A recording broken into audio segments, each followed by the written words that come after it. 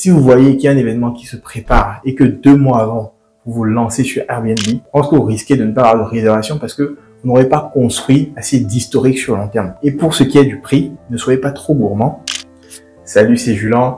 Aujourd'hui, on va voir ensemble les 12 erreurs que font les loueurs en location courte durée. Et on va commencer tout de suite avec un point qui, je pense, va être controversé.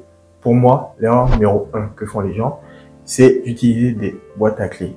Alors, personnellement, je pense que si vous gérez vos logements intégralement vous-même, de A à Z, c'est-à-dire que vous faites le ménage vous-même, vous gérez tout vous-même, oui, vous pouvez utiliser une boîte à clés. En revanche, si vous déléguez à une équipe de ménage ou alors à une société de conciergerie, l'utilisation du serveur connecté va vous simplifier grandement la vie. Alors pourquoi? Parce que vous avez l'avantage en un seul coup d'œil de pouvoir avoir un aperçu de qui entre et qui sort de vos logements et aussi à quelle heure. J'ai vu une vidéo il y a quelques mois d'une dame qui avait été dégoûtée de la location courte durée parce que la conciergerie avait détourné le bien et faisait rentrer des gens dans son logement sans les former. Je ne dis pas que toutes les conciergeries font pareil, mais j'ai personnellement plusieurs logements qui sont en location courte durée. La gestion est déléguée parce que je n'ai pas le temps de m'en occuper aujourd'hui et je suis bien content de pouvoir de temps en temps regarder mon application et vérifier en 5 minutes si tout est en ordre. Surtout qu'il faut préciser, aujourd'hui je loue beaucoup en direct. J'ai mis en place un système de code par intervenant, c'est-à-dire que les équipes de ménage ont un code, la conciergerie a un code aussi, les voyageurs aussi un code, les intervenants en cas de problème qui viennent ont aussi un code. Et les codes sont renouvelés régulièrement.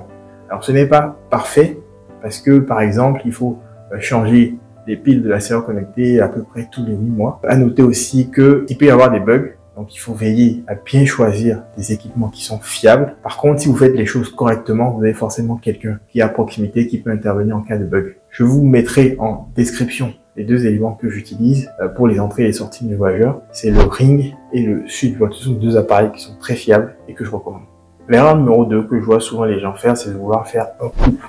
Alors là, je pense aux Jeux Olympiques. Pendant les Jeux Olympiques en France l'année dernière, il y a beaucoup de personnes qui ont essayé d'avoir un positionnement un peu opportuniste en sortant leur locataire pour faire de la location courte durée. Alors au-delà de la démarche qui est déjà illégale et moralement répréhensible, je pense que vous ne gagnerez pas d'argent de cette manière.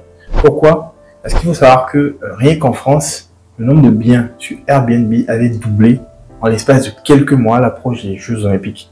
Et les prix avaient fait du x3, voire même du x4 parfois. Et ce qui s'est passé, c'est que l'offre était supérieure à la demande. Le résultat, c'est qu'il y a beaucoup de gens qui n'ont pas loué et ça a fait un flop. Si vous voulez faire des coups comme ça, il faut savoir que vous n'êtes pas le seul à avoir l'idée. C'est-à-dire que le marché va être artificiellement saturé et ceux qui gagnent, en fait, c'est ceux qui ont un positionnement long terme. Parce que, naturellement, les voyageurs vont chercher à aller vers ces logements-là.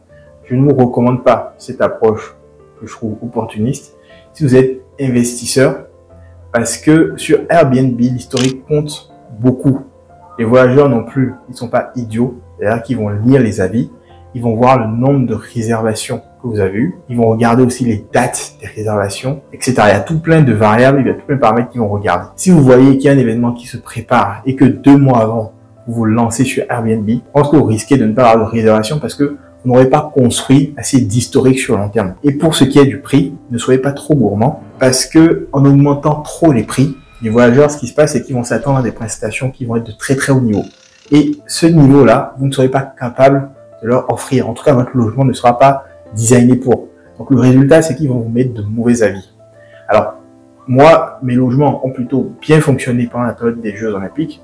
On a augmenté effectivement légèrement les prix. On a même offert un panier de bienvenue avec des produits locaux et ça a été très apprécié des voyageurs.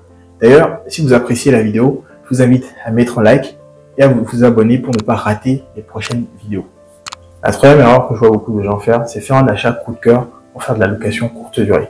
Quand vous achetez un bien, vous devez être cartésien. C'est-à-dire que vous devez prendre un fichier Excel, faire vos calculs et le bien doit être au moins à l'équilibre. C'est-à-dire que il doit s'autofinancer au moins en longue durée. C'est extrêmement important. Pourquoi? Parce que la législation peut évoluer et vous pouvez vous retrouver avec une interdiction de faire de la location courte durée du jour au lendemain. Si vous êtes à 10 ou à 12% de rendement en location courte durée, pour moi, c'est très dangereux. Un bon rendement en location courte durée, je pense qu'il commence aux alentours de 17%, pas en dessous. L'erreur numéro 4, c'est d'acheter du matériel qui est pas de gamme. Il y a une expression qui dit que le moins cher coûte cher.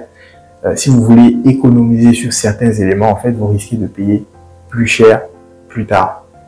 Alors, vous n'êtes pas obligé de viser le haut de gamme, mais oubliez les premiers prix. En location courte durée, les équipements et le mobilier sont soumis à rude épreuve parce que il y a beaucoup de passages. Donc, ce que vous devez faire, c'est privilégier des équipements qui sont de qualité et qui dureront dans le temps. Prenez attention spéciale sur la literie, c'est-à-dire que vous devez prendre de bons matelas, de très bons lits, ou alors de très bons canapés. L'erreur numéro 5, c'est vouloir louer trop cher et trop vite. Quand on débute, on est souvent pressé de gagner de l'argent, mais comme j'ai dit tout à l'heure, vous avez besoin d'emmagasiner des avis positifs des différents voyageurs qui vont passer chez vous. Personnellement, quand je lance un nouveau bien sur le marché, je vais souvent me situer environ à 10-15% moins cher que le prix cible, mais pour une période donnée, parce que c'est temporaire. Mais petit à petit, vous allez être capable d'augmenter votre prix avec l'historique. L'erreur numéro 6, c'est de ne pas faire de revenu management. Le revenu management, c'est quoi? Ça consiste à modifier vos prix en fonction de la période, des événements et aussi de la concurrence qu'il y a autour de vous. C'est très utilisé dans l'hôtellerie, dans l'aviation. Tout à l'heure, j'en parlais.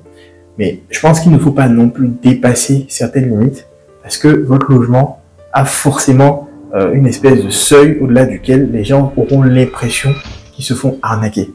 Donc il faut éviter de tomber dans ces extrêmes-là. Par contre, avoir toute l'année le même prix également, c'est à éviter. Des fois, vous avez l'affluence qui baisse, donc vous devez vous adapter, vous devez baisser vos prix. En général, dans les régions où je fais de la location courte durée, janvier et février sont des périodes un peu difficiles parce qu'il y a moins de demandes. Donc ce qu'on va faire, ce qu'on a mis en place, c'est qu'on va en avance faire des promotions pour les séjours, pour les longs séjours. Donc ça permet, dans des périodes un peu creuses comme ça, de toujours louer sans aucun problème. Cette année, je loue sans aucun problème en janvier et en février. L'erreur numéro 7, c'est d'être trop stressé par rapport aux notes des voyageurs. J'ai une approche qui est très stoïcienne des choses, c'est-à-dire que vous ne pouvez pas tout contrôler, surtout si vous décidez à un moment donné de déléguer et de vous dégager du temps. À un moment, vous devez, dans votre esprit, accepter que les gens que vous allez recruter ne feront jamais comme vous l'auriez fait. Par contre, ce que vous contrôlez, c'est le recrutement. Donc, faites de votre mieux pour recruter des personnes qui sont compétentes, des personnes qui sont honnêtes.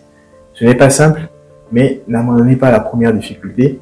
Si avec un prestataire ou avec un salarié, ça ne se passe pas bien, tirez les leçons et essayez d'améliorer votre process. Il vous arrivera également probablement d'avoir un voyageur qui est moins content. Dans ce cas, ce qu'il faut faire, c'est qu'il faut en discuter tout de suite avec vos équipes pour éviter que ça se reproduise. Il y a aussi un truc, c'est qu'il faut savoir que certains voyageurs peuvent être de mauvaise foi. Dans ce cas, sachez que vous pouvez faire supprimer les commentaires abusifs de certains voyageurs sur Airbnb. Je l'ai déjà fait. Il faut que ce soit justifié, donc avec des preuves à l'appui. Je ferai une vidéo sur le sujet si ça vous intéresse. Erreur numéro 8, c'est d'accepter tout le monde. Il y a certaines personnes qui activent la validation automatique sur Airbnb. La validation automatique, c'est quoi? C'est un système qui permet à Airbnb de valider les demandes de réservation des voyageurs sans même demander votre avis, sans même vous consulter. En fait, vous avez deux options. Il y en a une où Airbnb va quand même vérifier que la personne a quelques bons avis. Et il y a une deuxième option où Airbnb va accepter tout le monde. C'est vraiment open bar. Personnellement, moi, je déconseille les deux. Pourquoi? Parce que je trouve qu'à ce niveau, l'algorithme de Airbnb n'est pas parfait. Peut-être qu'il évoluera plus tard. Mais des fois, il y a des gens qui peuvent avoir un bon avis et plusieurs mauvais avis. J'ai pas l'impression que Airbnb en tienne compte. Et Airbnb va quand même l'accepter. Moi, je pense que c'est toujours bien d'échanger avec les gens. C'est-à-dire que de poser quelques questions, c'est pas mal. Alors, bien évidemment, il y a des moyens d'automatiser tout ça.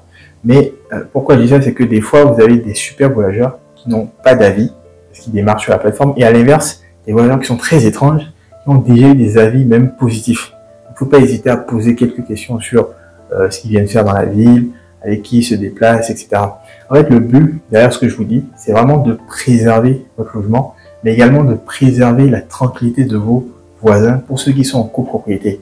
En fait, vous devez chercher à réduire le risque d'avoir des ennuis, donc il faut sélectionner minutieusement les locataires. Personnellement, je préfère que mes logements soient vides plutôt que de prendre quelqu'un qui va non seulement abîmer le logement, mais aussi mettre toute l'activité en péril. Vous pouvez aussi installer un dispositif sonore qui va écouter les décibels et qui s'appelle Minute. D'ailleurs, je l'utilise. Et en fait, ça envoie des alertes aux voyageurs et à vous-même en cas de bruit. J'en ai un dans un de mes logements. Ça fonctionne très bien. Ça permet aussi de dissuader tous ceux qui viennent faire des fêtes parce que c'est affiché directement dans l'annonce et c'est validé par Airbnb. L'erreur numéro 9, c'est de ne pas rafraîchir le bien. Un bien en location courte durée va s'user, c'est normal. Mais de temps en temps, il faut remettre quelques billets pour rafraîchir le bien. C'est vraiment très apprécié de vos voyageurs. Donc évidemment, une partie de vos bénéfices va servir à ça, c'est-à-dire qu'il faut avoir une gestion qui est saine de votre trésorerie. Il ne faut pas tout dépenser, évidemment. L'erreur numéro 10, c'est de ne pas offrir d'eau à ses voyageurs. J'ai déjà vu des logements où les hôtes n'offraient pas d'eau aux voyageurs. Je pense que c'est la moindre des choses. Vos locataires ou voyageurs, ils arrivent chez vous, ils sont fatigués. Donc là, offrir un petit rafraîchissement, pour moi, c'est indispensable. Vous pouvez même chercher à l'adapter à votre contexte. J'étais au Kenya il n'y a pas très longtemps et sur place, ils offraient une serviette humide pour s'essuyer les mains, le visage, un jus de fruits. Enfin, c'était très agréable. Et en Irlande, j'ai eu droit il n'y a pas longtemps aussi à un gâteau fait maison, des œufs, des fruits, etc. Alors, vous n'êtes pas obligé d'en faire autant, mais sachez faire plaisir de temps en temps à vos voyageurs. L'erreur numéro 11, c'est de vouloir surcharger vos biens de personnes. C'est une vision qui est clairement court-termiste. Sur Airbnb, il faut savoir que vous avez la possibilité d'augmenter vos revenus par nombre de voyageurs supplémentaires.